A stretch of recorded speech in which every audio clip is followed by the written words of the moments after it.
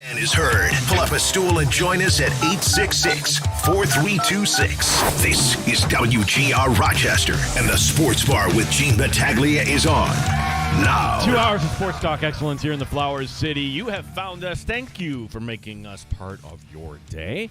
It's a sports bar here. My name is Gene Battaglia from the High Falls Studios. 585-866-4326. That is our phone number. We're on 95.7 FM. We're on AM 950. We're streaming for free inside of the Odyssey app. We are on, of course, YouTube and Twitch as well. So we welcome you into the show. Today, 2 o'clock hour, we'll talk to Joe DiBiase from Jeremy and Joe. He's the Joe in Jeremy and Joe. He will join us here coming up around 2:25 today on the show because, hey, we are looking forward to Bill's training camp. We're looking forward to finally getting some football back in our lives. But there's some things that are still kind of hanging here with the Sabres, most notably Connor Hellebuck trade. Like, you figure Winnipeg's going to move him, so how long are they going to wait on this? What's going on? Or are we still holding out hope that Patrick Kane will actually say, oh, I'm going to go to the Sabres and not to the Blackhawks or back to Detroit or wherever? We'll talk to Joe DiBiase coming up in hour number 2. Again, our phone number brought to you by Good Smoke Barbecue and Pub, the Wingman line, 866-4326. Award-winning barbecue from Good Smoke Barbecue and Pub, 135 West Commercial Street, East Rochester, goodsmokebbq.com. We've got a full ensemble today. We got Terrible Time Timmy. Now, yesterday, because we had a big office meeting and everybody was in here at the same time, Dandalorian got kicked out, so he actually was sitting in the studio with us. We pride intern Aiden, who's just sitting in here learning today, away from the Moose and Breezy show, who is explaining he's a Pelican fan. I had never met anybody that was a Pelican fan. Little unusual. I know one other Pelicans fan, but I do not know the combination of three. I don't know anybody else that has those three favorite teams. Yeah, it's when you're growing up and you're impressionable and teams are winning at that time, I understand. Like, that's part of what will lure you into being a fan. Like, how many Dolphin fans are in our area? Well, picture your typical Dolphin fan. They might be in their 50s because they loved some Dan Marino back in the day. Like, you're not picking up the Miami Dolphins here unless you are a super uber contrarian right now. They're not a good team. Right? And if you're 10 years old, that's not the team you want to follow these days. Just like how when I was growing up, not too many Patriot fans. And then all of a sudden they started winning, and people like Pizza Dude started getting on the wagon. But, yeah, we've got things to talk about here today. The Bills, I wish we could dive in more, but they don't allow this. So the rookies report today, not to the campus of St. John Fisher University, but rather right out there in Orchard Park. They go to the facility, you get them settled in. You know, if the byproduct of training camp is bonding, think about how, like, your first job, and chances are your first job, whether that was part-time or whether it was you moved away, you bonded with those guys, those girls. Chances are you might be even still on a text chain with a few of them. It's those first jobs. Well, it's good to get these guys in together. Bills weren't the only team. There are 3 other teams that brought in rookies today. So we're still waiting here for Bills news. We're going to get some next Monday. It's choreographed for sure. And the news today is, where are we here on the NFL calendar? Oh, that's right. It's unveil the alternate uniform / the alternate helmet part of the NFL calendar. We're way past everything, and we're in a slow part of the calendar here in terms of player personnel. Certainly no action to be proud of. Why not just kind of keep ourselves in the news cycle? So the New York Jets did just that today. Right? I'm sure the Jets got kind of tired of seeing the, hey, 0-0, halftime here, just like watching a Jets game, ha, ha, ha, ha. The Jets unveiling a new alternate uniform. I gotta say, I like it. It's all white, but they go with the white helmet, not the 1960s helmet they were wearing for a while, which they brought back in the 2010s.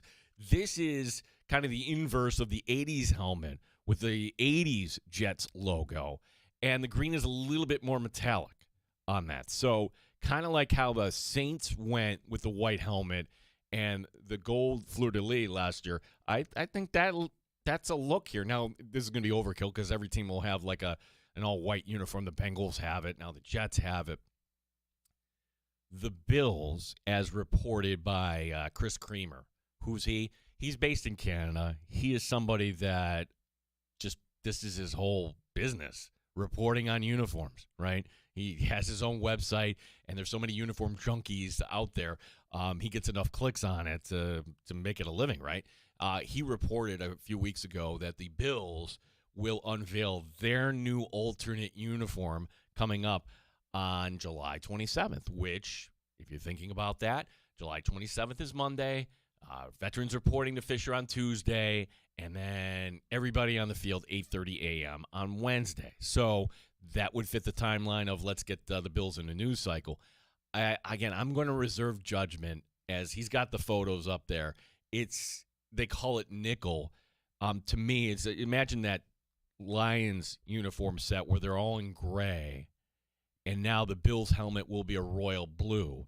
And the charging buffalo, they're only going to take like the horn part of it. So it will look different, but I'm going to reserve judgment because I think our inclination is anything new, we hate it.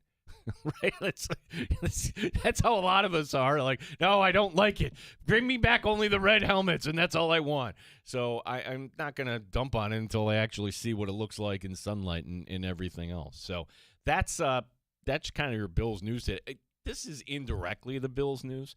And talking with you, Tim, today, there have been layoffs, plenty of layoffs in sports media history. This one's a little different today. Not unexpected, by the way, because when ESPN/Disney bought the controlling stake of the NFL Network, well, sure, you have some redundancy there.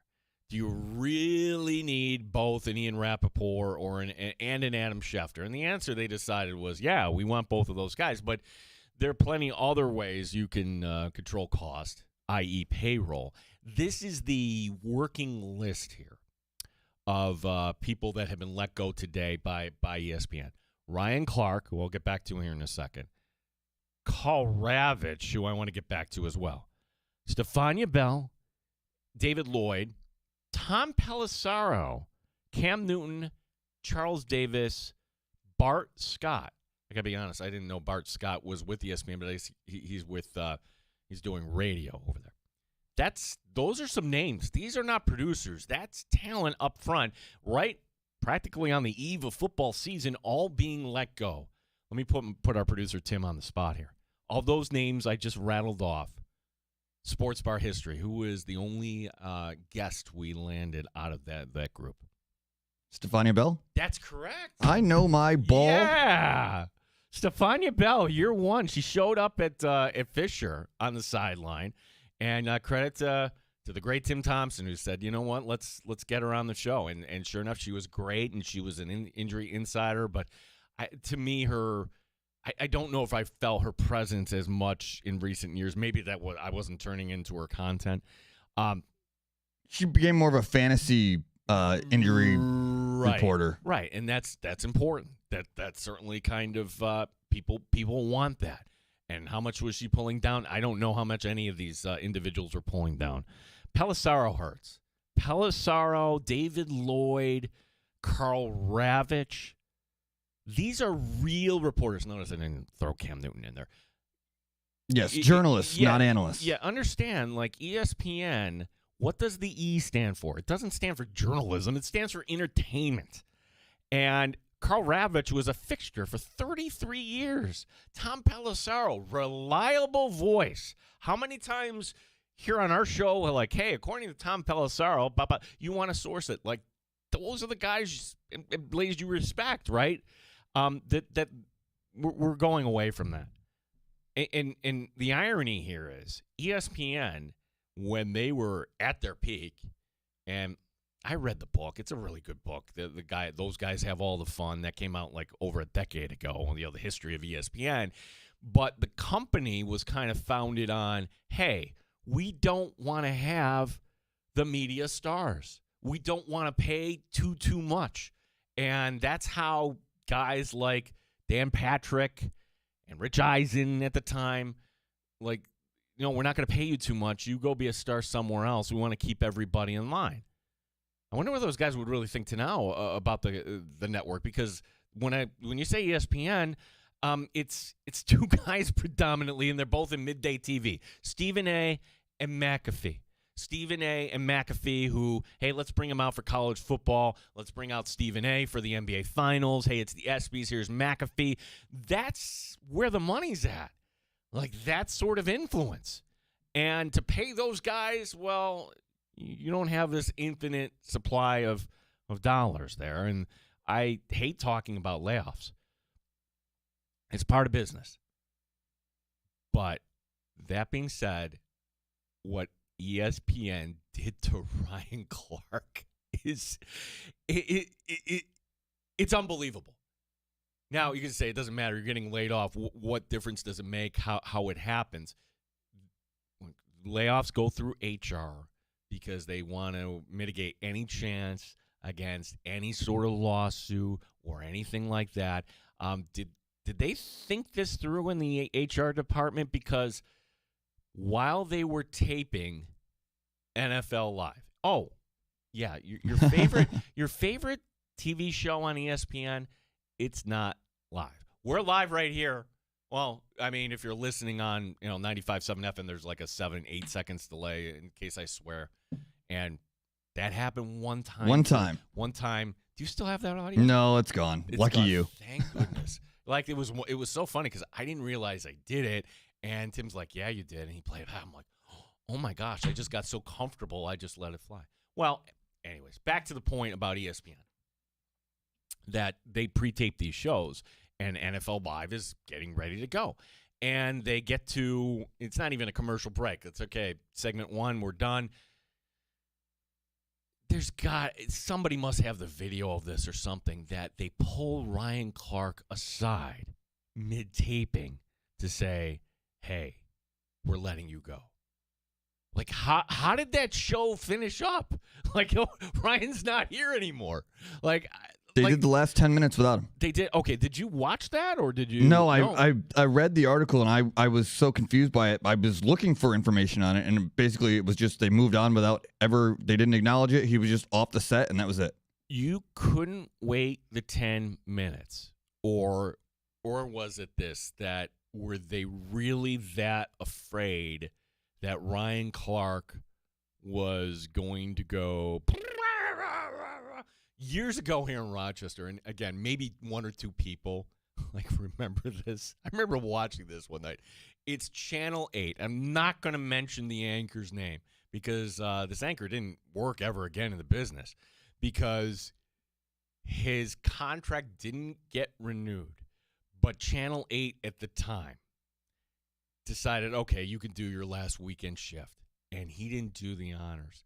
Instead, like, the teleprompter, he goes off the teleprompter. He's like, "Yep, I want to let everybody know that tonight is my last show." And management said, the reason they gave were really lame. And then all of a sudden, they goes rogue. They cut to black. Somebody must have, like, if this were like today, that would be, somebody must have like that somewhere. I've heard that from another individual in our town. They've got a tape of that. But I don't think Ryan Clark was going to go all, that former Channel 8 anchor. Like Ryan Clark, to me, I didn't always agree with his takes. Sometimes I thought he was wrong. His whole little dust up, you remember this with Schrager saying, "Oh, you didn't play the game." Yeah. I hate that. I hate that you didn't play the game. And I've gotten that once too, but, it's, you can say that if that individual is really off. I didn't think Schrager was really off in that instance. It's just for whatever reason, Schrager got under Ryan Clark's skin. And for those debate shows, that was an honest kind of little dust up that kind of turned a little nasty. So to me, this is not a good day for ESPN. It's not a good day where you're losing trusted voices. I mean, for Karl Ravech to be out after 33 years. And maybe ESPN is looking at it this way. Because let's be honest. What's Carl Ravitch doing next March or April or May? If they had to make a cut and ESPN is not carrying nearly what they used to, covering Major League Baseball, well, can they get somebody else to call the game?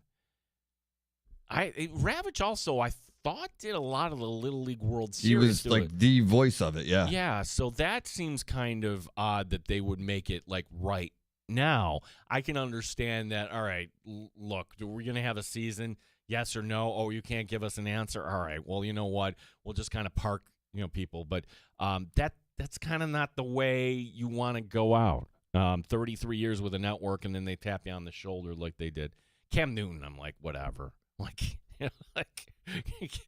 Cam, you know what? Just go work for Vogue or whatever it is. Like that's your real passion there, bud. Just go do that. One individual that did not get let go was Heather Dinich. I like Heather Dinich. I think she's a really good reporter. I think that, and ESPN has done a good job having somebody being like, here is the face, here is the person that you trust. But I think she's completely off base here. Give this a listen. This is Heather Dinich today talking about this possibility of the SEC breaking away from the NCAA. Heather, what are you hearing about whether or not it's realistic for the SEC to break away from the NCAA in the near future? Oh, it's very real. And this is something that has been going on for months because SEC presidents and chancellors have been talking about this since about February when they met in Nashville to talk about options of self-governance if they cannot get federal legislation. I mean, that's where the conversations are. And you can look at the Big 12 and the Texas Tech incident with Brendan Sorsby as an example of what this means, because when you're talking about breaking away from the NCAA, you're talking about making and enforcing your own rules. In that case, the NCAA wasn't able to enforce its own rules on gambling. So the SEC, and Greg Sankey will tell you, we already do make some of our rules and enforce them, but if they can't get help from the federal government, get some antitrust protection so that every time they try to make a rule, the NCAA, they don't get turned around and somebody sues them for it. That's what these conversations are about. To borrow Rome's phrase. Okay, what she's saying are not false. Okay, but don't sell me the number one reason. And if you're leading with that, and that in my mind is you're saying that the number one reason the SEC wants to break away from the NCAA is, let's look at Brandon Sorsby. Stop. No, this is where we've been marching to for a long, long time. And I hate this because the Power 5 conferences don't need to deal with all the non-money-making conferences out there. Let's just kind of go to work. And for college football, will you notice it? Maybe. In the sense that, hey, we're going to now, if the SEC leaves, then it'll put the Big Ten in a spot. And, hey, do we want to let the ACC into the party? Yes, no. You'll end up with the four power conferences kind of breaking off, and maybe the Pac-10, Pac-12 gets left behind. This is about money. Just say it, Heather. It is about money because you don't need to negotiate through any clearinghouse named the NCAA. And, yes, absolutely. Like, governance is a factor. And what's happening in Washington, little over my head, that's a factor too. But when it comes to negotiating the TV contracts for college football, that's where it is going to be at. And imagine a world when this day will come, because the former, the fool that was running the contracts before for the NCAA, Emirates, signed the worst deal in the history of TV sports. That's a fact. The idea that the NCAA locked in with CBS and Turner for over a decade at a 3% annual increase, with the explosion of streaming television, 3% is the best deal CBS could have ever made, right? It's a dream deal for CBS. And you left all that money on the table. When that is up, you don't have to deal with this. Sankey and whoever, they can go in and cut their own deals. And again, for college football, what will you notice? Well, we had 2 non-power schools last year, get in. And maybe it means they're James Madison or, your Boise State won't be invited to the party sometime. What it means is your NCAA men's and women's tournaments, when it comes to basketball, when it comes to those other, basketball is the real concern there. So where Heather Dinich is pointing this out, please don't tell me that the SEC floating this idea breaking away has to do with Brandon Sorsby. That you're going to hurt your hamstring with that stretch. 585-866-4326. That is our number. A lot to get to here on the show. Some baseball things we can kind of get to, too. We've got our guy Joe DiBiase, Jeremy and Joe. He'll be coming up in hour number 2. We'll talk a little Buffalo Bills football, a little Sabres. Look, don't waste your time away. Enjoy this weekend. Enjoy summer. This time next week, that campus in Pittsford, it'll be looking a little more alive, and all of a sudden the Bills will be back here. And granted, only for a week and a half, but it's the one time our city becomes a major league city. My name is Gene Battaglia. This is the Sports Bar.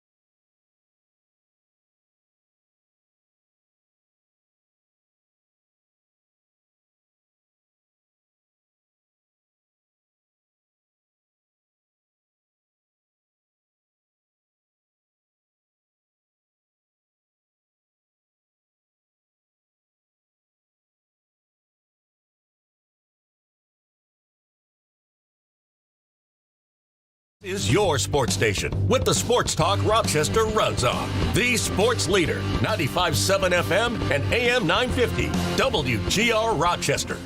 WGR Rochester Sports Update. Rochester Red Wings open a 3-game series in Buffalo. Make that a 6-game series in Buffalo tonight. All the action on the lights in the majors, including the Yankees, looking to make it 2 in a row against the Pirates. The Red Sox, they entered tonight on a 14-game winning streak. Caleb Durbin came up big on Monday. The electricity on that one's probably, top of the list. Yeah, just being able to come through for the guys and get the lead there was big. I know just based off what he was throwing, everything was kind of going away, so felt comfortable trying to jump one and make something happen, and I was able to get a good pitch there. Boston hosting Baltimore once again tonight. Bills rookies report to training camp today. This is out in Orchard Park. The veterans reporting on July 28th. First practice coming up on the 29th. Gene Battaglin, the sports leader, 95.7 FM and AM 950, WGR Rochester.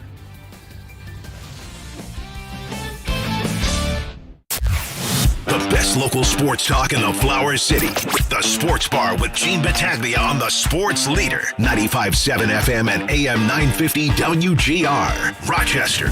Good friend of the show, Jeff Erickson, writes for Roto. I got to get him on at some point. Like, August to me is, all right, we start talking football certainly, but we like talking fantasy football as well here in the Sports Bar, because you listen to our show, hopefully give us a little time, and you're going to come up with a nugget or an insight. Maybe that'll help you draft, help you form your team, and help you win a championship. Well, Jeff Erickson had this tweet last night, quote, "I see we're at the dumb fight portion of the baseball season." And listen, this was so dumb. So dumb, because I'm watching this game without the sound on, and I can see, all right, it's a Yankee player. It's the 8th inning. The Yankees are up on the Pirates. Looks like they've got this game kind of within grasp, right? And it's just a boring 1-6-3 double play. And I again, the sound's not up here, but I could just imagine. I hear the Yes music in my head, dun dun dun dun, as they, you start to roll out. But then it's always that weird thing, like, okay, cut to the commercial in 5, 4, 3. Whoa, cut. They can't go to commercial because all of a sudden we get this dust up. I can't call it a fight. Like, how would you define a fight? To me, a fight would be you got to take a swing at somebody. That is it. Both sides must throw a punch. Yeah, that's it. As far as I could tell, that did not actually happen here. And what happens is Dennis Santana of the Pirates, he's not very good, right? He's on the mound, and that player that grounded into the 1-6-3 double play is Jose Caballero. And Caballero out, he's walking back, and Santana is giving him an earful. So my first inclination is like, okay, where does this go back to? Because a lot of these things are harbored for a long, long time. Baseball player memories are like elephants, right? Somebody threw at me 2 years ago. Now's my chance. Well, but you don't see this after a double play. So what on earth was this? And I can guarantee you it's an unwritten rule in baseball that you've never heard of. Okay, I thought I knew all the let's rattle off some of the unwritten rules in baseball, right? Hey, you're up by X number of runs. Don't steal, right? You could throw at somebody, but don't throw at their head, right? Hey, you're throwing a no-hitter, right? You go up to you're up at the plate. Don't bunt. Like, baseball has all these rules that if you just kind of look at them individually, it's like, well, that's stupid. Don't bunt. Like, we need to get somebody on base. What are you talking about? Hey, I've got to, like, if I can get a steal and get another bonus, why not? So, baseball, the culture in baseball is very dumb in that regard, but I think this one actually takes the cake. And I don't know if this is just Santana being a baby about this or if this is actually an unwritten rule, because we're still getting used to the pitch clock, right? And maybe you didn't know this, but one of the rules for the pitch clock also applies to the batter in the box. And once the pitch clock gets down to 8 seconds, that is the requirement for the batter in the box to look in the direction of the pitcher as if to say, I am ready for the pitch. So for Caballero, and I've never paid attention to this, part of his mind games is theatrics. He knows this. If the rule is 8 seconds, well, then I'm going to look up at 8 seconds, and that's what I'm going to do. And I'm going to try to get this pitcher out of rhythm. If it's somebody like Dennis Santana, I get ball, I want to throw ball. Oh, I've got to wait for you. Now, if you go back in the history of baseball, like there were guys like, you're a Guardians fan? I don't know if your old man ever told you about Mike Hargrove. I know Mike Hargrove. Mike Hargrove, manager, first baseman. Yeah, the human rain delay. Yes, that was his nickname, the human rain delay, because he'd step out of the box, adjust his gloves, do everything, grab his crotch. Whatever he was doing, it's like, stop, get in the box, let's chop. Well, Caballero, it's not the human rain delay. He's actually following the rules.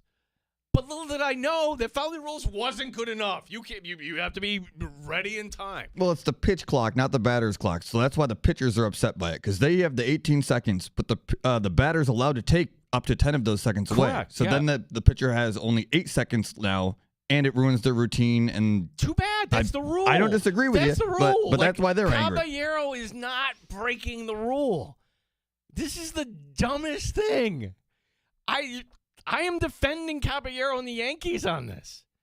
And you know what? This is why Yankee fans, I think you have a mealy mouth at manager.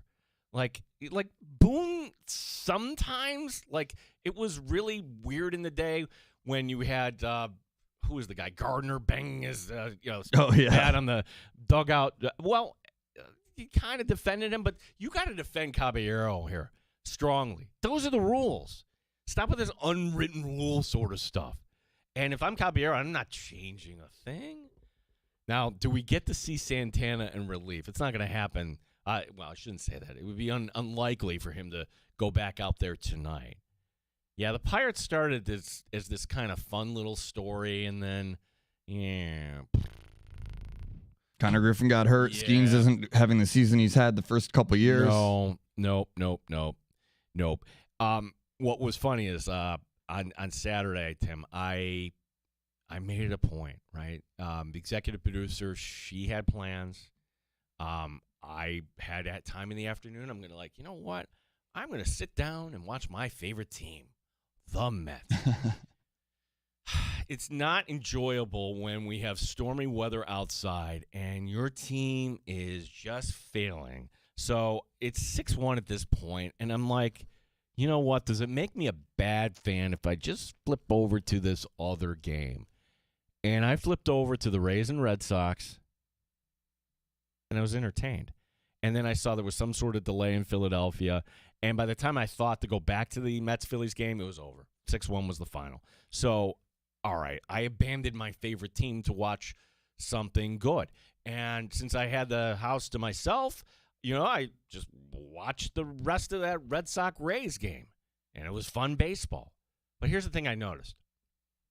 I told you I noticed this in my algorithm, wait a second.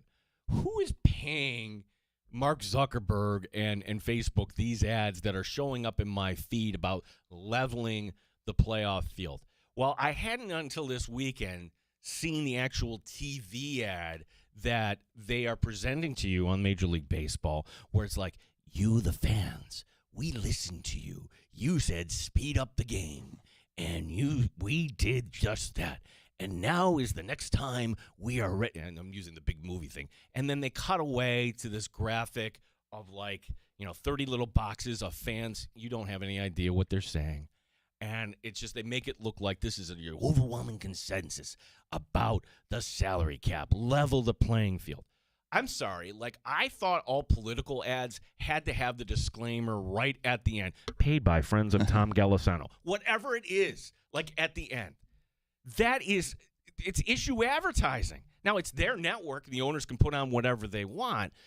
But if I am a player's rep, if I'm a head of the Players Association, Major League Baseball, I'm screaming murder. I'm saying, you know what? This is not good faith. Knock this crap off.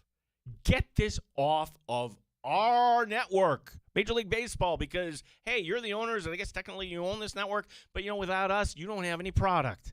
You can just replay old games forever and ever and ever, I suppose, or just dust off the Ken Burns documentary like you do every Thanksgiving, right? Like that's what you would have left on Major League Baseball if it weren't for the players today. If I'm the players' rep, if I'm heading that union, I say knock it off, and if you don't, we're going to advise all of our players not to do any more interviews this season on the MLB Network. Because, wow, that's a propaganda fight that they are taking kind of the streets. I mean, to me, it's kind of a hostile move, right? Is that you're saying we're going to do this whether you like it or not? So I'm old enough to have lived through the 1994 strike. This wouldn't be a strike. This would be a lockout. It would be a lot different. And the end result's going to be the same. We want a salary cap. We don't want a salary cap. Okay, cancel the season. Are we going to cancel next year altogether? I mean, to me, the solution's simple. Yes, every team should have a salary cap floor. Why are we even talking about this? And do we want to get rid of deferred payments? Of course. Like, unless you're a Dodger fan, like, who wants any of that? And there are teams that spend a lot of money and come up with piss-poor results. The Mets. Yeah, you didn't need to say that out loud, Tim. That was fairly obvious. So, to me, like, the idea that we had this fight last night and poor on the Pirates. But, again, I'm going to enjoy baseball, but baseball is going to fall into that bucket. And, like, wow, this is great. They're talking baseball in the sports bar. As soon as the Bills come back, I'm sorry. Like it's going to be like, and the NFL, like, because all of a sudden we're going to have all of these stories that are going to be coming through. Oh, by the way, we do have an NFL story, sort of. So the one player in the NFL who loves himself some attention, well, we'll get to Tom Brady. He's not a player anymore. We kind of forget that Aaron Rodgers still is an active player in this league. I think Steeler fans want to forget that he's an active player in this league. Like, what's weird is that the Steelers actually won that division last year. They actually did. And Tomlin's like, all right, you know what? If you're not going to give me a quarterback, I'm out. All right? I'll take my year off. I'll go do whatever. I don't know if Tomlin will come back at some point. But is it going to get any better than what happened in Pittsburgh last year? Because you can talk yourself into it, I suppose. If we do this, we do that, we tweak this. We get one more year out of Aaron Rodgers. Stop. Bring up Rodgers today. Is he? Do we think of him now in a better light? He put this out. He reunited with his family.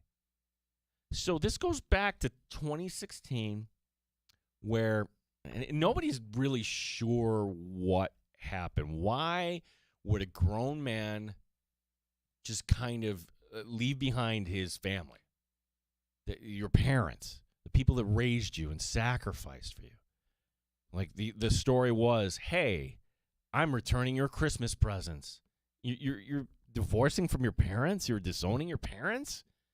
Who does that? Aaron Rodgers did that. And the theory was that Rodgers was upset that his brother went on The Bachelorette, and where Rodgers wants privacy that allowed a window, and whatever it was. Truthfully, it's none of our business, but when you're an NFL quarterback, it is peculiar, right? It is strange behavior. And that was kind of the first tell, because then, well, you know, between what other strange things Aaron Rodgers has done over the years. Well, we could certainly rattle off a bunch there. Aaron Rodgers, like, if you had to list quarterbacks you'd like to have a beer with, no. I think Rodgers would be. Definitely not Tom Brady. Who would you like to have a beer with? Phillip Rivers, I think, would be the guy.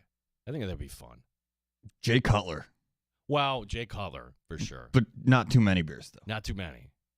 No, he wouldn't care. Cutler, he'd be the quiet sort of drunk, where he'd just be sitting there nodding and nodding. I mean, What about our guy, Josh Allen? I'd have a beer with Josh Allen. Yeah, I think Josh Allen would be kind of fun if he would let his guard down just a little bit on that. But Rodgers, at one point, I would say he was on that list. Definitely not now. But I want to point this out because Rodgers in his Instagram post, right? And again, you get clicks. Rodgers is a master of winning the news cycle, and he won it today by saying, "Hey, I've reunited with my family." What a heartwarming story.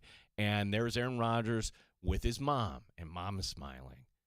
And by the way, you can see, I don't know where these pictures were taken, but you can see the long driveway and the long fence. I'm like, okay, this is some sort of estate that has some money to it, whether that's Rodgers or his parents, but not totally relevant. I just found that interesting. Picture with his brother, picture with his dad. Still no picture of his wife. Tim, this is the part in one of the photos, there's no ring either. I think the whole thing is a botch. I've been saying this all along that it's my opinion that if we get to a point that somehow we learn that Aaron Rodgers married his cell phone, he married some sort of AI bot that knew exactly what to talk to him or whatever. And there was a story on, whatever it was, Dateline, 60 Minutes, whatever it was. Not Rodgers related, but this is actually happening where like grown men, somehow finding an emotional connection with their, wow, okay, that's super weird. Wait a second. Yeah, but we're talking about a super weird guy. Like, oh, well, Brittany with an I doesn't like to be in public. Oh, but no paparazzi, no one has ever spotted this. Again, just kind of weird behavior. 585-866-4326. We've got Tim's terrible take of the day to come up. We've got Joe DiBiase. We will talk a little Bills and Sabres next hour. We have time for your calls at 585-866-4326. If you'd like to write in, our handle on X is at WGR Rochester. My name is Gene Battaglia here on 95.7 FM, AM 950, the sports leader, WGR Rochester.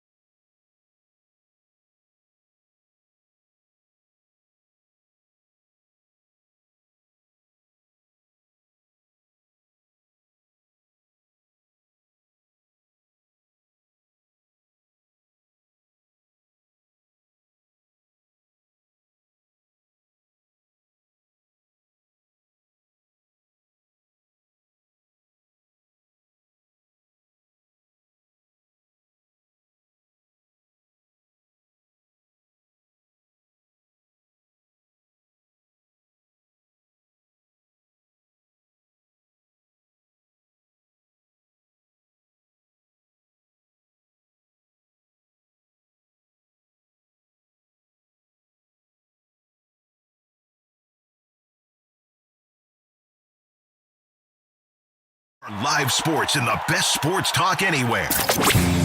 The Sports Bar with Gene Battaglia, 95.7 FM and AM 950 WGR, Rochester.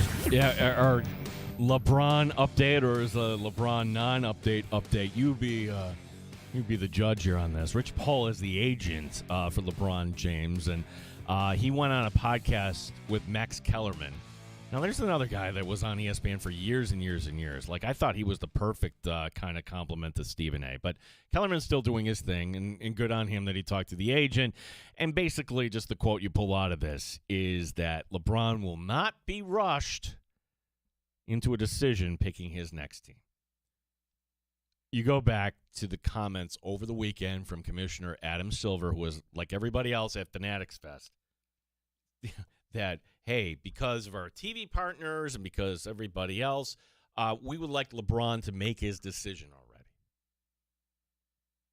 Just throwing in that word already, I believe LeBron is going to make a point of it. All right? You're not going to respect my timeline here, Mr. Silver? Well, then, you know what? Too bad. Because the NBA hasn't released their schedule yet. They're behind. If they legitimately are waiting for LeBron James to make his decision, then you know what? We were going to be waiting a while here for the NBA schedule. That's so embarrassing, too. He's 41 years old. How are you letting that guy dictate your entire schedule, release, and TV market? Like, I know he matters, but badly? Well, that's it, Tim. That's it. LeBron is not going to go to an NBA outpost right now. He's not going to Milwaukee, all right? He's going to go to a team that has a chance to win a championship. And if a team has a chance to win the championship, don't you think that team might end up on Christmas Day? Don't you think that team might have some primetime games? Yes, you could tweak a game here or there, but for the NBA to hold up their schedule and just say, hey, LeBron, make a decision already. No. And have you not met LeBron James? LeBron is petty in that regard. And to me, he's already made his decision. Paul then also adds, hey, it's not a matter of, hey, we're waiting to hear from team A, B, or C. They've already heard. They've already talked to everybody that they're interested in. Like, there's no team that all of a sudden is going to rise up here at the last second and get in the sweepstakes. We don't know who those teams are, by the way. So I just find this kind of amusing in my own way that LeBron James, I thought it would legitimately be the All-Star break, but now free agency opened on the 1st. We're on July 21st at this point. We're going to stretch into August here. And I honestly, I think it's LeBron. Like, if LeBron hears that quote from the commissioner, I'm like, you know what? Yeah, I'm LeBron. You can. Everybody else can wait on their NBA schedule here, or go ahead and release it because I don't care. Tim Schnetter with his thoughts here. It's now time for Terrible Time Timmy's Terrible Take of the Day on WGR Rochester. WGR Rochester. It's Terrible Time Timmy.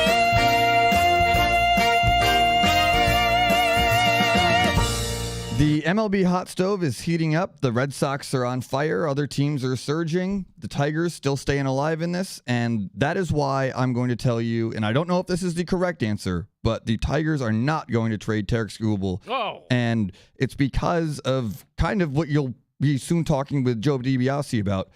We come up with these theories as fans with these big names and these packages, and the packages are very often way off from what the real package ends up being when these players do get moved. But we've been talking about Connor Hellebuck on the move for literally 3 off seasons, and now it's heating up because he said he would be willing to play in Buffalo. That's not going to happen either. And it's a bummer, at least in this regard, but the two stars are tied together in the sense that we've been talking about these players on the move. They're not going anywhere. Well, if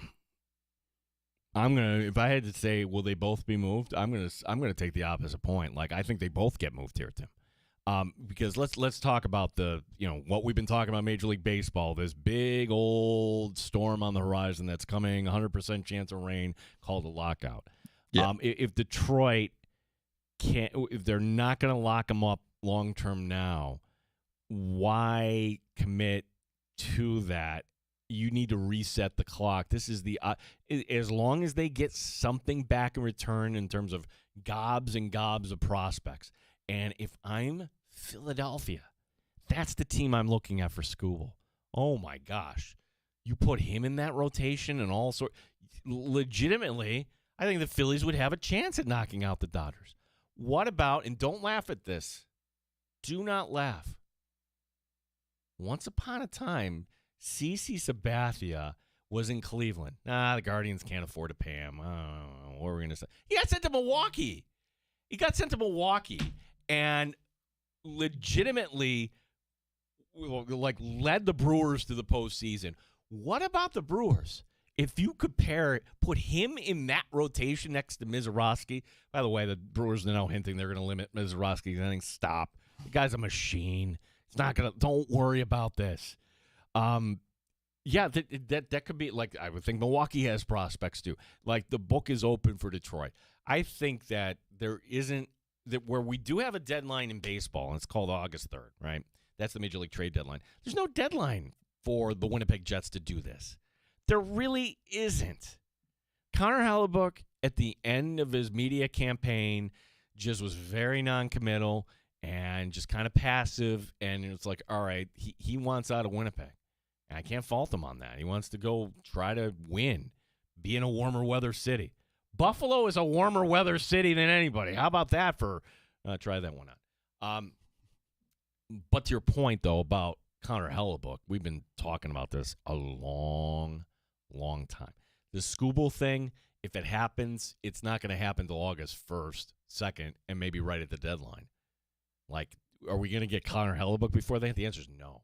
Although we had Skinner, I remember it was an August day.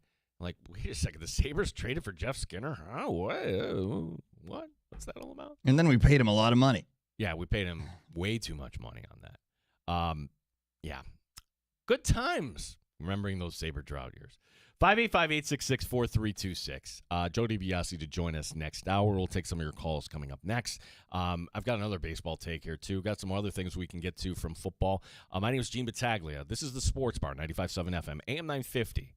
WGR Rochester.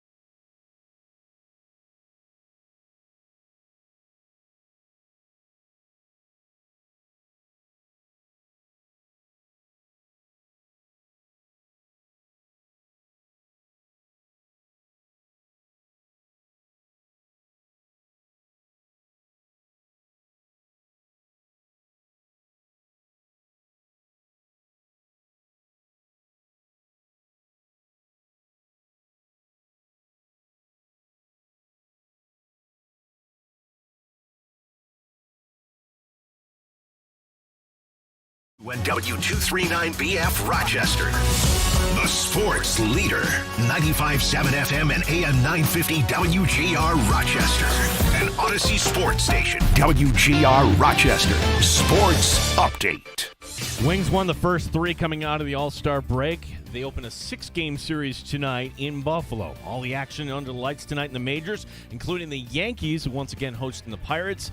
Jazz Chisholm, 2 home runs on Monday. It's always nice when you be successful. So for me, it gave me a good boost. I just want to win. Honestly, that's all I'm feeling. Like I'm going up there and trying to just help my team win. Like I'll be honest with you, the first at bat I wasn't trying to hit a home run. I was just trying to hit a fly ball to the outfield, get the run in, and it happened to just go out. The Boston Red Sox, the hottest team in baseball. They enter tonight on a 14-game winning streak. The Sox hosting Baltimore. Bills rookies reporting to training camp today. Not at Fisher, but back at the stadium. Veterans reporting on July 28th. First practice at Fisher, July 29th. Gene Battaglin, the sports leader, 95.7 FM and AM 950, WGR Rochester.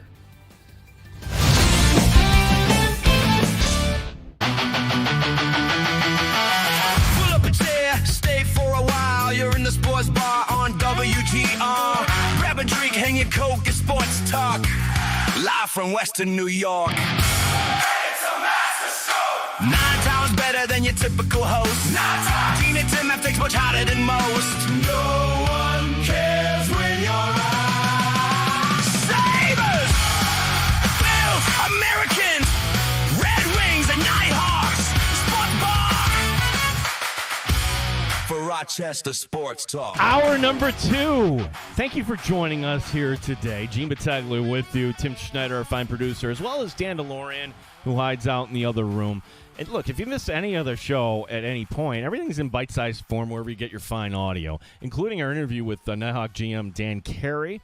That's getting some run right now on social. We appreciate them making the switch back to those colors. If you missed that, well, again, download the Odyssey app. You can either listen to it right on the Sports Bar page, or you can listen back in the Rewind feature. We are on 1 to 3 p.m. locally each day. I always love when I say something in the sports update, and then instantly it changes. Ow! Ow! Ow! It really hit me. I didn't know it was coming back that far. Tim, what do we got? The Yankees were postponed literally as you said it. You were mid Yankees play the Pirates tonight. No, they don't. They don't. No, they don't. Doubleheader tomorrow, 1 o'clock and 7. All right. Well, don't you love that? We talked yesterday, a guy in the office, Rich Nightingale, with the Penfield Little League team that went down, and they were, taking on the teams Massapequa, Staten Island. But they built in an off day for the kids where they went to a Yankee game last night. That was a fun game to watch. I'm glad that their game literally didn't get rained out because that's got to be a pain. Like you make the plans and then, oh, don't worry, we'll make it up tomorrow, day-night doubleheader. Well, no, actually, that's, that 1 o'clock game tomorrow, a lot of people will be dumping tickets, I'm sure. 585-866-4326. Thank you, Tim. We always want to make sure that we are giving local and accurate information here on the Sports Bar as we strive to do. Joe DiBiase, who you hear on Jeremy and Joe weekday mornings here on GR Rochester, will be joining us here bottom of this hour, talk a little Bills, talk a little Sabres. The Bills news today, so it's I wish they would give you a little bit of access to the media, and maybe it's kind of like the Bills becoming a little bit more like the Patriots over recent years, meaning the Patriots have a no-rookie rule. No rookie is to, talk to the media at any point. This was under Belichick, I should say. I don't know if that changed here under Coach Mayo or Mike Vrabel in recent years, but Belichick would not allow his rookies to talk. Let the veterans talk. Okay. Well, kind of along the same lines, like the Bills rookies showing up, but it's not here in Rochester. It's back at the stadium. You don't have enough guys to do quote-unquote football activities. You're not having 7-on-7. You can't. There's not enough players. What it is, hey, let's work out. Let's get you in the film room. Let's get you in a routine. Let's get you guys bonding here just a little bit. But when you like to hear from Caleb Elamzor or David Igbinosin, I mean, those guys are going to be allowed to talk to the media next week upon request. But this week, no. No. So everything is behind closed doors, and there won't be any media access here this week. As, yes, football season practically here. The Bills news from today also, you might have gotten the alert that, hey, we are going to have a practice that's open to the public at the new stadium. And this is, I think, kind of sort of the make good that it wasn't a surprise to me. Anybody that was paying attention to this knew that, hey, if you paid for the personal seat license and the first event at the new stadium is a scrimmage, which is not really anything more than a glorified practice, the blue and the red, well, then that person that paid for the personal seat license should get the damn seat. Like, it's not complicated. It upset a lot of people. Like, wait a second. That's a practice. You're not making this available to public? The answer is no. No, we're not. Well, recognizing that, all right, we got to try to do something here. The Bills have made another practice available August 18th, and they put out the alert today, and one of those, okay, opening up at 10 o'clock, first come, first serve. What was the queue at, Tim? I didn't go in today to look. Just about 10,000. I think it was somewhere in the upper 96. Well, they're gone. The Bills announcing this afternoon. No surprise that they're gone. I don't know how many they actually distributed on that. And that's kind of crazy, too, because just like when you go to training camp at Fisher, it's not a night practice. Like the blue and the red is a night practice, right? And like you could theoretically work. Actually, this year it's on a Saturday, but normally when it's on a Friday, hey, you go to work. You got to work a little early. You go to see the Bills practice. Like, it's a commitment, right? If you're going to go to practice at Fisher, unless you're working odd hours, you're taking the day off. And it's the time of year where, okay, that's why we have vacation time, right? Use it or lose it. 585-866-4326 is the number. Strange thing in baseball last night, and this is like the second or third time this has happened. Do we not wear cups in baseball anymore? Like, this happened last night, and the batter for the Athletics, I want to say Oakland. They're not Oakland. I don't even know who this guy is. Joshua Crota Groyer. Okay, he takes a healthy swing, and sometimes the ball will, go straight down and hit you in the toe, maybe hit you in the kneecap. Yeah, this hit him a little north of the kneecap, and this poor guy is just down. And I don't know what the end result was, if they had to cart him off, but I don't need to see this. This is coming off the heels of a guy named Nick Lofton of the Royals where, hey, it's a play at third and the pitcher fires over there, and bam, you catch a baseball right where you shouldn't. Hey, like, when did that become optional, wearing a cup in Major League Baseball? I just like, hey, you don't wear a cup. I want to feel sorry for you if that happens to you, but that's the risk that you kind of take there by doing that sort of stuff. We talked about Aaron Rodgers, who, okay, is he less of a weirdo today for reuniting with his family? Yeah, just a little bit. Tom Brady is a weirdo. Tom Brady, now, with his fake hair, his 500 calorie a day diet, and now this notion that he's going to be joining WWE. Okay, like, if you are technically retired and you made a bunch of money, the definition of retirement is you get to do whatever it is that you want to do, all right? But for his sort of brand, I just don't quite understand. Like, Tom Brady wants to do everything all at once. Like, and when you become doing everything all at once, you know what you become good at? Nothing. Is he a good, right now, color commentator? The answer is no. It's not even close. You can't put him up there with the other guys. He knows a lot of football. He doesn't know the art of broadcasting, how to make a point, how to stick the landing, how to tell the audience, hey, here's something you might not know. And to me, Greg Olsen is the best commentator on Fox, but because Brady has the bigger name. But, okay, cut him a pass on that. There's been plenty of average color commentators that you really don't want to listen to, or maybe they burned out on you. See Chris Collinsworth. Okay, well, then maybe he wants to be an owner. Okay, and this is yet to be determined because it takes time to build a team. But if he was really committed to helping the Raiders, or is it just kind of convenient for you that you just show up every once in a while and you can, just smile and wave and just say you're an owner and collect your dividend 4 times a year? To me, you're not winning with Vegas, so that's not an option. This is the part I don't understand, because if you won the championships, I would be just satiated doing one thing, or maybe just going away altogether. Like when Josh Allen finally hangs it up, what happens with Josh Allen? I'm going to assume that he is happily married, and his wife's career will, if she still is going full speed ahead, that's the time you go back to California, and whether it's L.A. or it's a short flight from L.A., that's where Josh Allen can kind of do. And I would think that Josh Allen, in terms of kind of a personality, if he wants to go down that road, would have a job 2 seconds flat. I think Josh Allen has like the chops to do comedy. I can't wait till the evening when Josh Allen hosts Saturday Night Live. And I think the only reason he hasn't gotten that invite is they want to maximize it. Listen to what I say. After the Buffalo Bills someday win the Super Bowl. Whether that's this year or not, I don't know.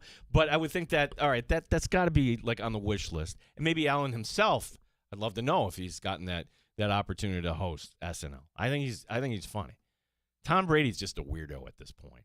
Like he came up as like kind of everyman, doughy, and he worked himself into being an NFL quarterback. But he's somebody that right now lives inside of his own universe, and because of that, kind of hard to relate to Tom Brady. 585-866-4326 is the number. I haven't really kind of dove into the TV schedule of the Buffalo Bills. Like, how many actual Tom Brady games will we be getting here this year? I hope not many.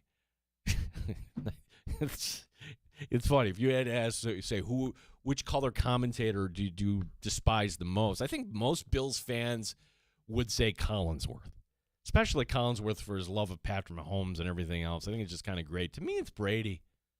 I just look at why do we give this guy a pass? I want him off my TV. I did deal with him for the better part of 2 decades. No more. 585-866-4326 is the number to call here, as we'll be talking to Joe DiBiase. As lots of Bills news here, we're expecting out of the gate coming up for training camp. What are some of the top storylines? I feel it's going to be kind of like a camp preview sort of deal. And then I feel like we have some leftover business with the Sabres, where now everything seems to be in a holding pattern.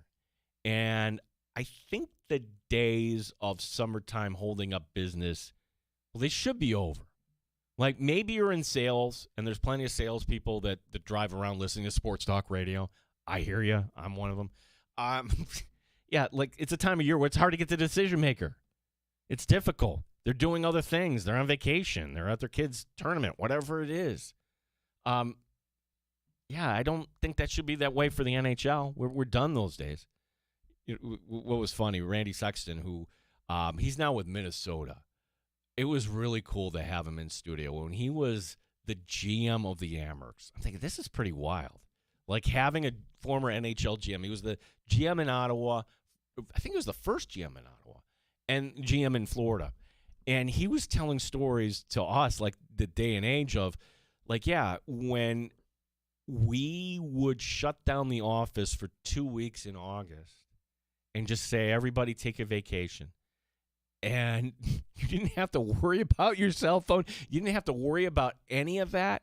They had somebody in the office that if somebody sent over a fax, the fax would come back, yeah, we'll be back on September the 1st or whatever it was.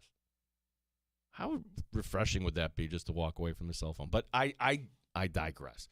I don't think the reason that we're waiting for Connor Hellebuck news is because you can't find the decision maker for the Sabres or the Sharks or whatever team might be interested in training for him.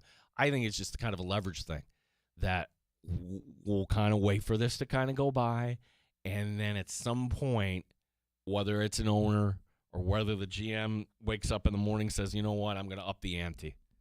I think that's all it is that we're coming down to. There's no deadline for Winnipeg to make this trade. Like you could say right now, the leverage is on the side of the Winnipeg Jets. Now, if we get to the first week in September and training camps are starting to open, and where's Connor Hellebuck? He's here. I mean, even still at that point, I don't necessarily know if we're at that.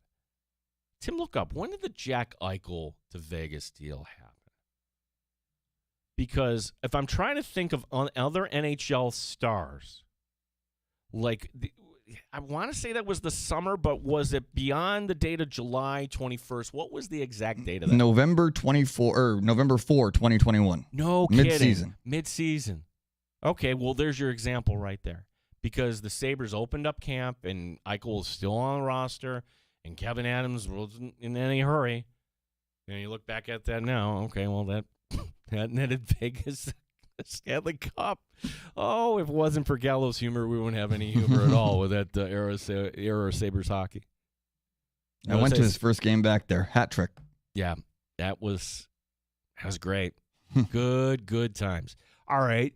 So if we're going on that timeline, could we get to November theoretically, where Hellebuck is coming out there, and is he going to be motivated to be standing on his head for Winnipeg? I'm sure he's a professional. He's not going to be playing any less. Once you're on the ice, you get into that mentality, and you care about the guys that are in that room. I don't think it has anything to do with his teammates. I think it has to do with I'm ready for something big. And if you had to pick places in professional sports, of the four major sports, wouldn't Winnipeg, Manitoba feel like the hardest place to win anything? I'm being serious. For that matter, Canada has won a Stanley Cup since 1993. Why is that? You would figure by accident at some point some team would have snuck through.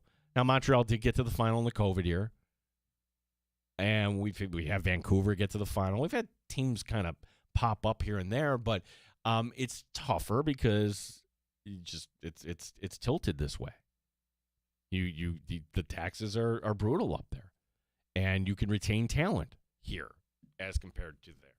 So for Winnipeg, hey, their best course of action, maybe just keep trading for the Isak Rosanes of the world. See what else we can kind of send back to them in a trade. We'll get the thoughts of Joe DiBiase. What is holding this up? Get his thoughts. My name is Gene Battaglia. This is WGR Rochester.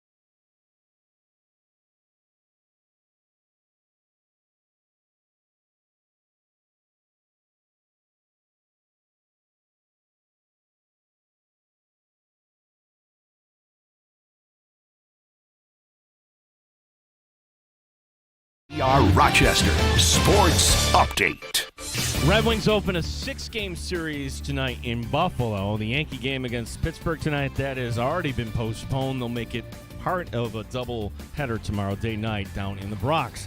Boston Red Sox are the hottest team in baseball. They entered tonight having won 14 in a row.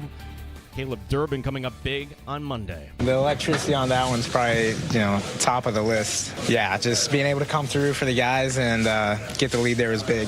I know just based off what he was throwing, everything was kind of going away, so felt comfortable trying to jump one and make something happen, and I was able to get a good pitch there. Boston hosting Baltimore once again. There is rain in the forecast in Boston. Bills rookies reporting to training camp today. This is out at the stadium, closed to the media. Veterans reporting on July 28th. Gene Battaglia, the sports leader, 95.7 FM, AM 950, WGR Rochester.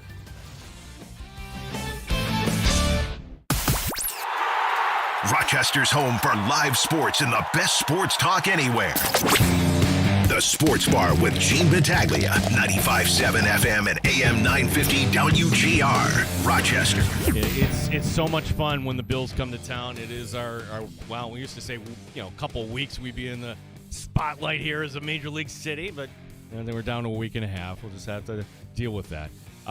Talk a little Bills. Talk some Sabres here as well. Joe DiBiase, Jeremy and Joe. You hear weekday mornings here on WGR Rochester, giving us a few minutes. Joe, thanks for your time here today, and let's just dive into the big Sabre question. Hellebuyck, what's your read on this? Like, what is the holdup? Is just the holdup as simple as, hey, it's July 21st, and this really isn't the deadline? Joe, how are you today? Yeah, good. How are you? Yeah, thanks for having me on. I am still very optimistic about it. And I don't want the time period between when all the trade rumors began and where we are now to really dissuade people, because I think what's probably happening is Winnipeg's GM, Kevin Cheveldayoff, has a reputation of being stubborn and taking a long time to finally settle on the moves that he likes. And I still don't think, by listening to whether it's the Elliot Friedmans or Pierre LeBruns of the world, that Hellebuyck is going to play for Winnipeg again.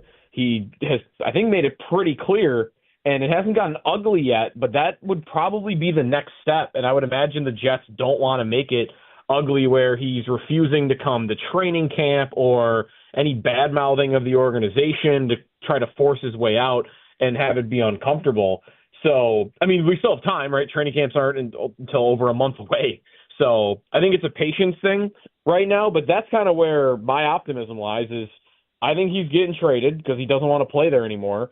And other than the Sabres, there aren't really a lot of teams out there that have been mentioned for him. So they kind of feel like the leader in the clubhouse if he is to get traded. Yeah, well, we had that report that he'd be interested in coming to or be okay with it. And I always, whenever I hear one of those insider reports, I'm like always wondering, okay, what's the agenda here?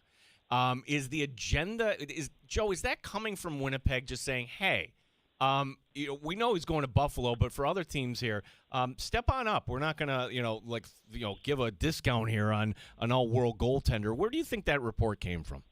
Yeah, it could be that. It could really be the Sabres too. Like they might even just want the positive PR spin of, hey, we had two players walk out the door this summer. One probably more for money reasons, and the other for playing time reasons, but.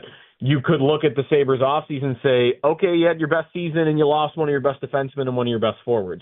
Not quite players are going to want to come here now offseason that you'd be hoping for. And I think, even just letting it leak out there that Hellebuyck does want to come to Buffalo would fly against that. But I feel like it would be also more towards Hellebuck's camp, putting pressure. I mean, really, you could make an argument almost for all sides on that part of it, which is why I think it almost has to be true that Hellebuyck would be putting pressure on other teams too if he wanted others to join the fray, or just on the Jets. Like, hey, I'll go there. Let me get all their fans on board with the idea that like I want to be here, just waiting for my team to do it. So yeah, I don't feel like there's any reason to not think that that's true because I don't really know who it wouldn't. I guess the motivation could go to multiple places there. Joe DiBiase, Jeremy and Joe, weekday mornings here on WGR Rochester, our guest here.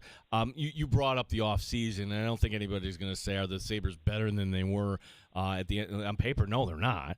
However, we saw the talent come through Rochester here, and you have a Kulik, who you almost forgot. You have a Hellenius.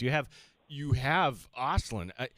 Joe, is it too much to ask for these kids, and they still are kids, and all of a sudden, snap, they're going to just kind of step up? What's your thought here, the next generation, the Sabres? Can they help to fill that void here that Alex Tuch is leaving behind?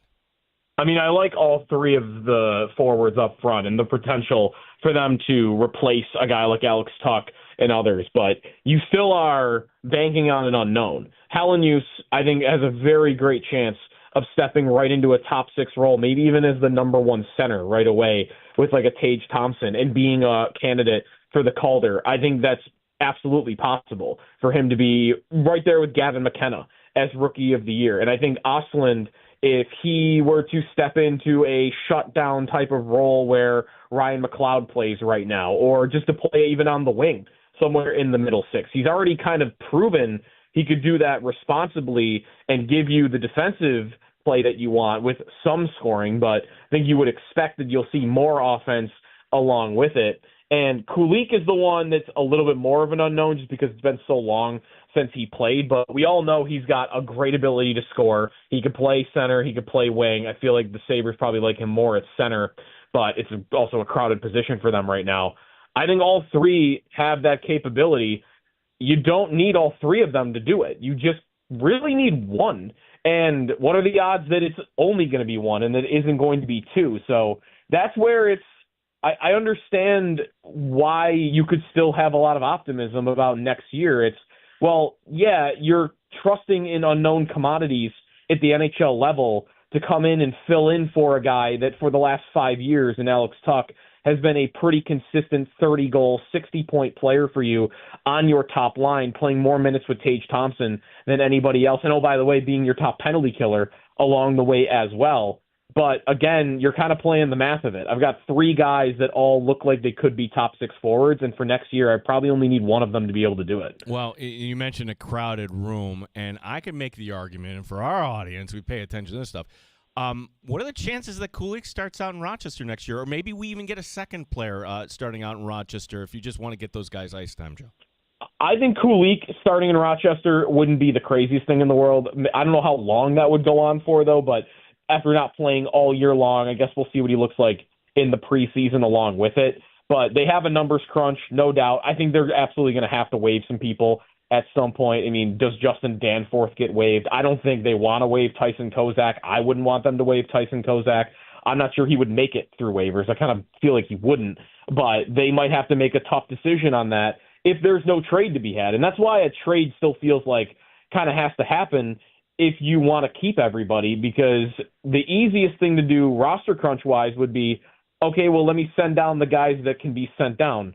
And, okay, Kulik I can get there because of not playing for a year, but if he starts scoring goals immediately in Rochester, you're going to want to call him up. I think Lindy Ruff thinks very highly of him. You can't get Lindy to not mention the line of Yuri Kulik, Tage Thompson, and Zach Benson and how well they played together 2 years ago at the end of the season every time Kulik comes up. That's a coach that I think sees big things for Kulik, and I don't think he would let him stay down there all that much.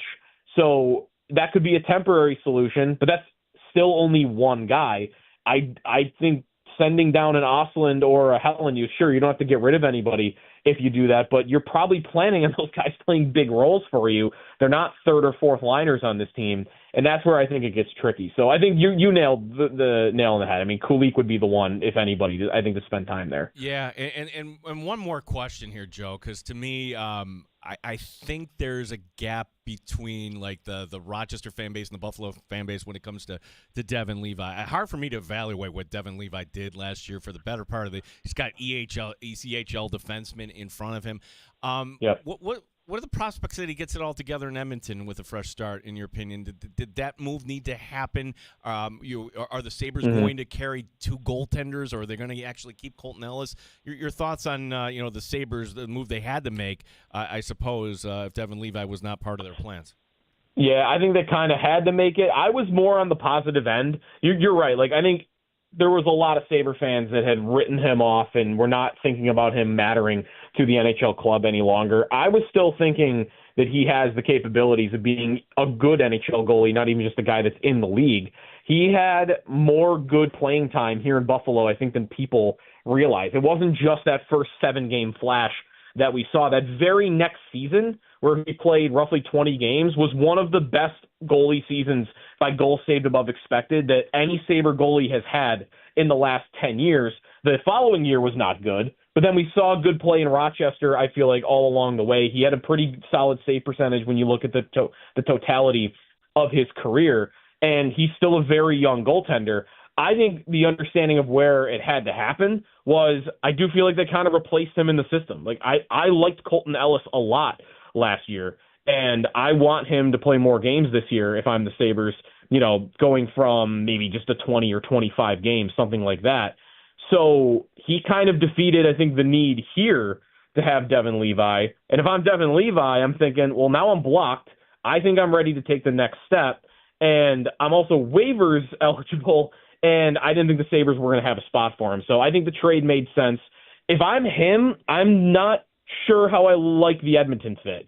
I liked it more when he first got there, because I thought, okay, one of the two guys in Edmonton, maybe he gets 30 games this year and starts to grow into a full-time NHL goaltender.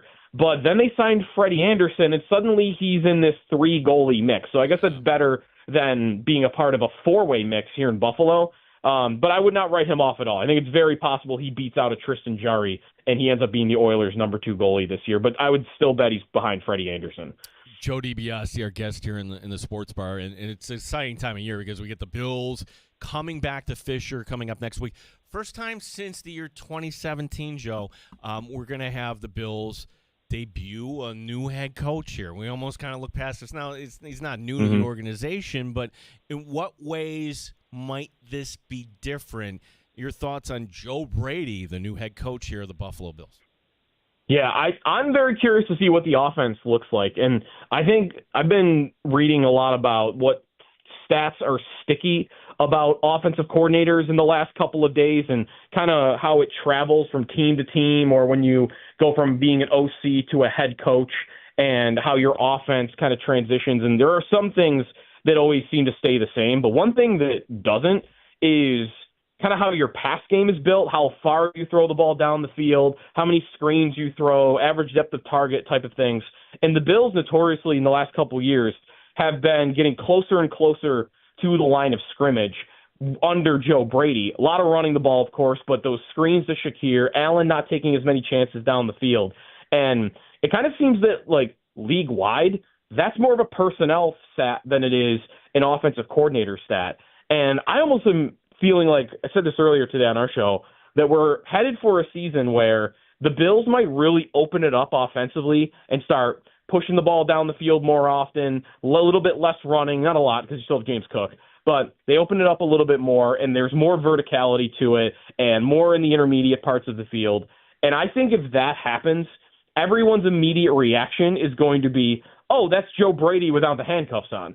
Sean McDermott wanted a more conservative offense. Sean McDermott wanted their offense to be run that way. And I'm almost already starting to mentally prepare for, I'm not sure that's a Sean McDermott fact. That might be more of a who are your wide receivers fact, because DJ Moore now in the picture should allow you to do more of those types of things. If Josh Palmer can stay healthy, if Dalton Kincaid can stay healthy, if Skylar Bell can give you anything as a receiver in year one, he was second in college football last year in receiving yards, then I kind of like where they are personnel-wise more than they were last year. And I think that's something that we're almost headed for a year-long debate of trying to figure out, okay, what are the things Brady is doing? What was Sean McDermott's fault?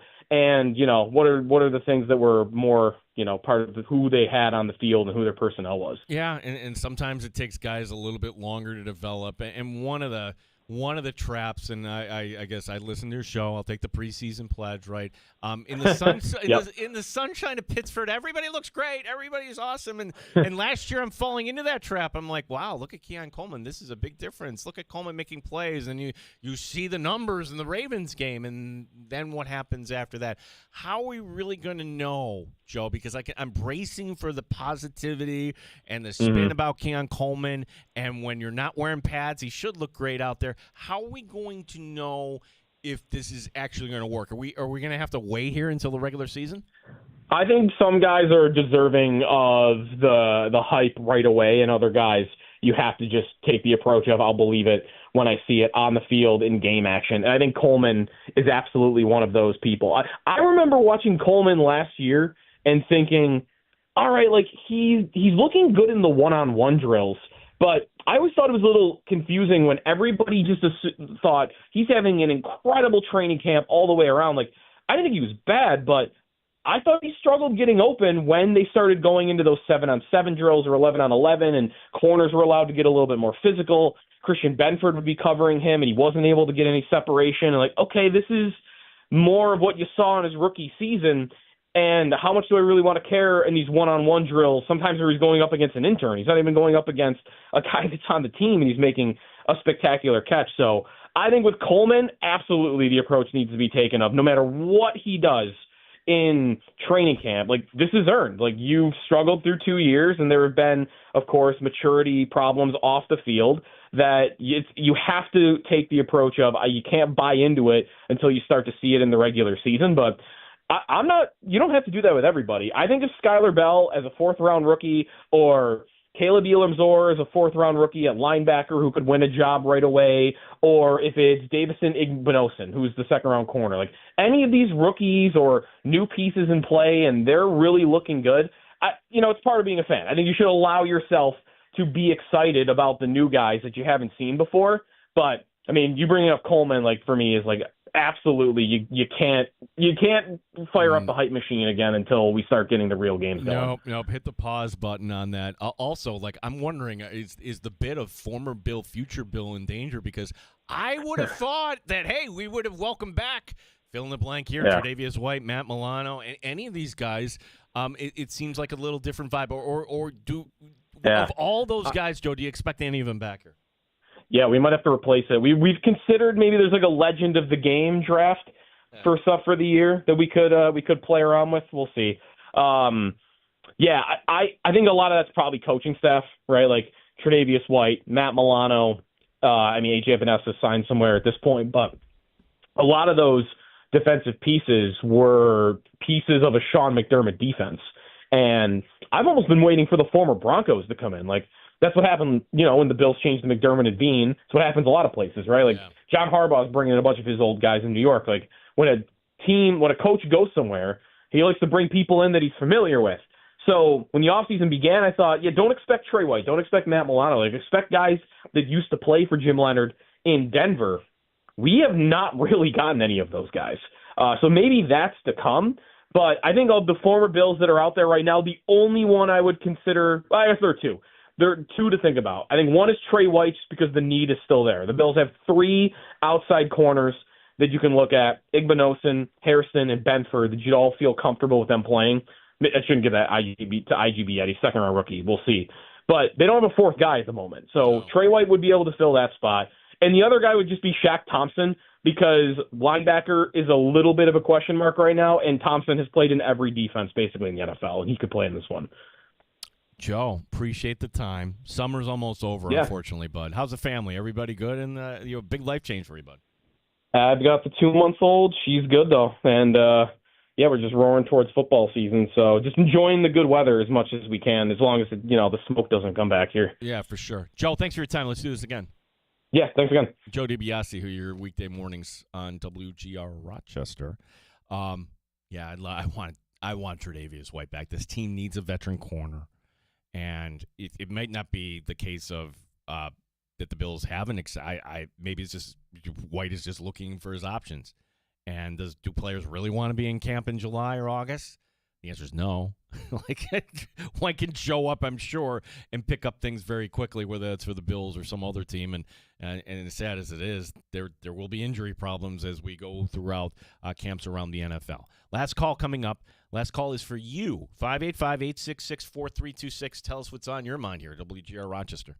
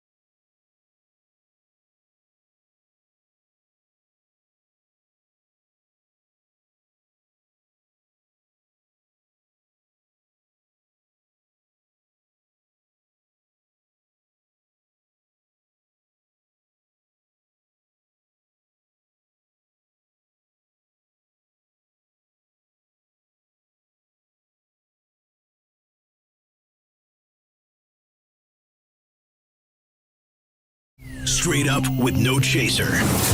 You're in the Sports Bar with Gene Battaglia on the Sports Leader. 95.7 FM and AM 950 WGR, Rochester. From our perspective, I mean, are there pictures when they tore down Silver Stadium?